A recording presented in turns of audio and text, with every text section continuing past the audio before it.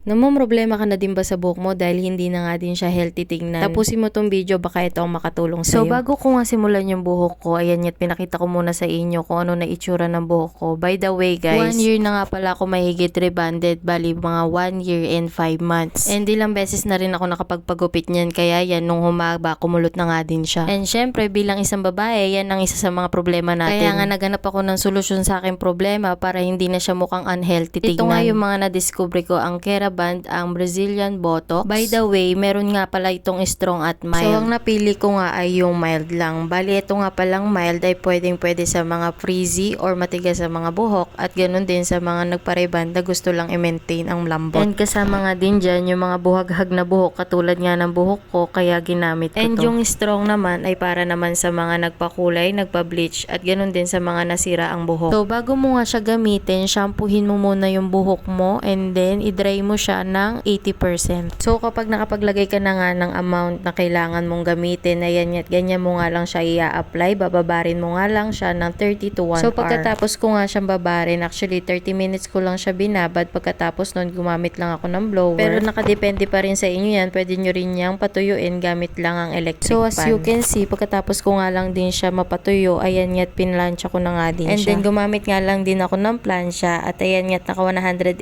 degree nga lang yan at kung nakikita nyo o nag-uusok ang din kagandahan siya. Niya dito, mas tinutulungan ng plansya na ma-absorb ng buhok yung mga gamot na in-apply mo. Bali kasi kapag binabad mo yung gamot sa buhok mo, hindi mo na siya kailangan banlawan, paplansyahin mo na siya kapag ka natuyo. So habang ina-apply ko pa nga lang sa buhok ko yan at basa pa siya kanina, sobrang lambot niya na sa buhok. Pero ayan nga, pagkatapos ko nga lang din siya plansyahin, nakita ko na nga din na nakapagpalambot nga siya ng buhok. Nakakatuwa kasi talagang kahit habang pinaplansya ko siya, nakikita ko yung lambot at yung pagiging healthy niya bumalik. So pagkatapos mong gawin yung procedure na yan, after 3 days mo pa siya bago mo siya paliguan. So ayan, natuwa naman din ako sa resulta nung ginawa ko.